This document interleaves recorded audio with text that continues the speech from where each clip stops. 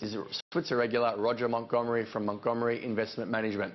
He's here to share his views on the markets, how he's investing and what's keeping him awake at night. Roger, welcome to the show. Hey, you're doing a great job. Thank you very much. Good to see you. Yeah, and you. So, first question, as you might got from the intro, views on the markets, but more importantly, what are the issues keeping you awake at night, mate? Well, they're all domestic. So as you know, we've had a really significant construction boom in Australia, which has produced an oversupply of apartments. Now, there are people who contend that there is no oversupply, that was just correcting an undersupply. Well, if that were true, then nationally you wouldn't be seeing a decline in rents and a rise in vacancies. So we've got an oversupply of apartments. Now, that's going to peak very, very soon, in a matter of months. And when it does, on the other side of that is an end to that construction activity. And when that construction activity winds down, then typically what happens is you get people who are either underemployed, contractors, or people who were employed become unemployed. So we saw that with the SEEK numbers too, didn't we, during the... Yeah, so that's going to start ticking up. Now, that industry employs about 9% of our population. It's going to have an immediate impact if you also take into account the record levels of mortgage debt and credit card debt in Australia. It's going to have an impact on retail sales. So all the retailers have been coming out and saying that things are looking a little bit soft at the moment. They all say, hey, we're not worried about Amazon, which, by the way, it's a little bit like that scene where Obi-Wan Kenobi in Star Wars says, nothing to see here, these are not the droids you're looking for.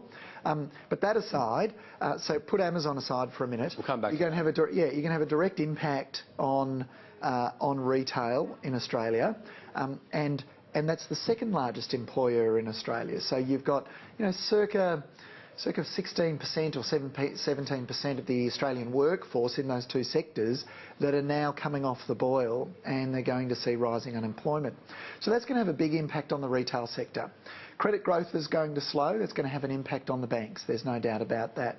We know that at the moment, for completely unrelated reasons, so more related to the fact that state governments are pressuring public hospitals to clip the ticket on private patients to subsidise the medical benefits schedule fees that they get from the federal government.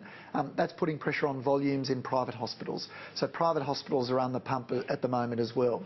So we've got all these different industries. We saw the auto sellers come out earlier this week and late last week, Automotive Holdings Group and so on, coming out and saying we're seeing softer volumes in car sales. So that's going to have an effect ultimately on leasing companies and so on, so finance companies. So you can just see this rolling and snowballing and affecting a range of different industries in Australia. You touched on housing, and obviously there's been a lot done to slow down, I guess, a pretty vibrant housing market in Australia. Except for New South Wales now getting rid of the stamp duty for first home buyers. Under 650,000. Yeah, for first home buyers. Yeah. It'd be hard to find a place for 150,000 in New South Wales, wouldn't it? Yeah, if stamp duty was $50,000, that's not going to be paid to the government. It's just going to raise the price of $650,000 homes to, or $600,000 homes to $650,000. Yeah. So it's just going to increase the price. So are you concerned about the housing market and the impact that will have for stocks? Yeah, well, I don't think there's a causal relationship between property and shares,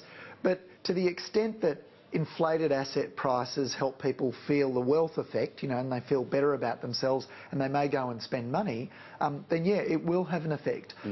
I don't think that it matters that much nationally if property prices fall, because for everyone who owns a property that sees a loss, there's somebody else who wants to buy at a cheaper price. So it's better for people who've been complaining that they can't afford property. Let's go to Amazon, because there's obviously a lot of talk about that at the moment. Sure. And it sort of follows from the downgrade that Morgan Stanley did today on Westfield, citing a number of threats. One that you mentioned before was housing. The other one being the slowdown in the mining boom, more competition from Woolworths, but then this Amazon threat, which is very real in the US and is coming here. How concerned should the retailers in Australia be? Well, I think that they're putting on a brave front. So I met Richard Murray at the Macquarie conference a few weeks ago, and from JB Hi-Fi. Yep. And everyone wanted to know Amazon. Everyone wanted to know about Amazon. And he brushed it off. He talked about the culture in the company. He talked about empowering the staff with the ability to haggle and negotiate, for a sale and so on. And the handwritten price tags and the great in-store experience. Well, we've seen over the last 3 years in the United States a 50% decline in foot traffic to malls. At the same time that the number of households in the United States that have an Amazon Prime account has risen to 52%. That's half of households in the United States now have an Amazon Prime account. That's where you can get your eggs delivered to you in 2 hours. Yeah, it's going to lay waste to some retailers in Australia, not all of them. So which ones do we think are the most vulnerable? We think the ones that are most vulnerable are those where their highest turnover items are already on Amazon in the United States, and when Amazon comes to Australia, they'll be on Amazon in Australia. So you look at a business like Rebel Sport, for example.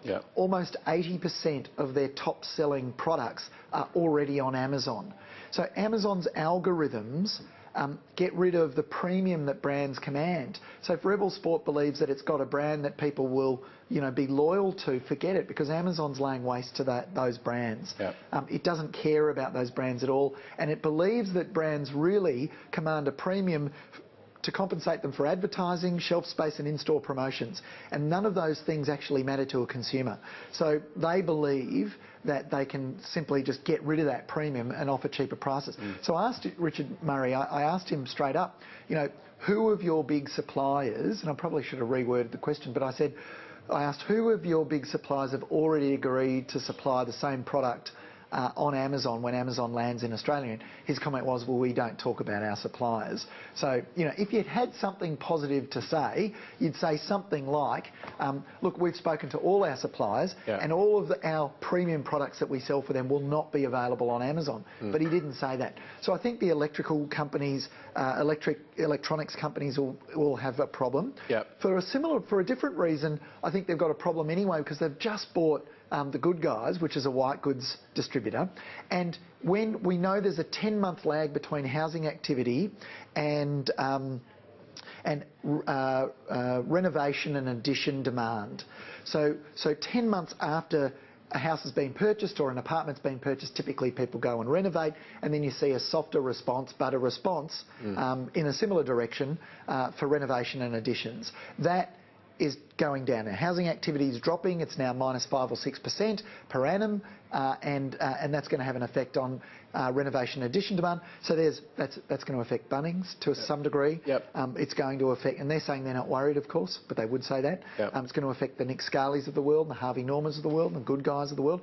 So you've got Amazon hanging out there to affect a whole bunch. You said the losers from Amazon will be, according to Roger Montgomery, the JB Hi-Fis, the Harvey Normans. Initially. Yes. And it will take some years. What about your Woolworths to see the effect? And your Coles? Well, if what Amazon's planning in fresh happens in Australia, but it will be some years down the track, it will affect them as well. But they're already under pressure from Aldi. Their first products will be the products to compete with the Harvey Normans and JB Hi-Fis. Correct. It'll be small packages, small light packages, things that can be packaged up, small, headphones, those sorts of things. It's going to be those items initially. So light and cheaper sporting goods and also electronics to begin with. So you run a global strategy. What sort of percentage does Amazon make up of your portfolio globally? Well, there aren't. Typically, the positions don't exceed 8 or 9% in the portfolio. So call it 6 or 7%. It's important to note that companies like Tencent, Amazon, Alibaba, Apple, they've contributed to very solid returns in the fund for year to date and for our 1 year returns. So some companies that you like back home at the moment, what's taking your fancy? Companies that I think their prospects are good, but their price isn't so attractive at the moment. When I say their price isn't attractive, they're either a little bit expensive now, or they've just had a perceived downgrade. So two of them, both at the extremes. One of them is Challenger. I think its very long-term prospects are great. There's no doubt that the impetus or the momentum for annuity income is going to grow. And we know, for example, that right now there's about $78 billion a year out of the $2 trillion in super money that is transitioning from accumulation to pension. But in 13 years' time, that'll be about $280 billion per year. And that's the sweet spot for for annuities that Challenger offers. So that's on one side. On the other end is a company like Healthscope.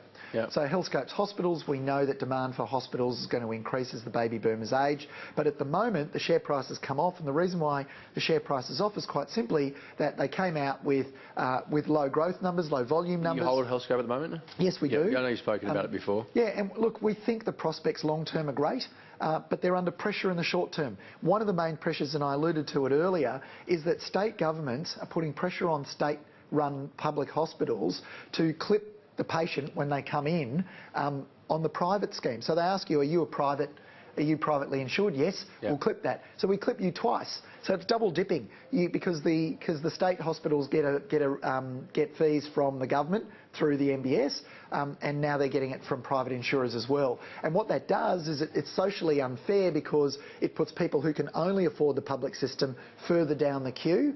So it's a moral hazard, if you like, and the end result. But that'll sort itself out. It'll just take time, but that's why the shares are under pressure. Roger, thanks for your time. It's a pleasure. After the break, we'll talk to George Baburas about what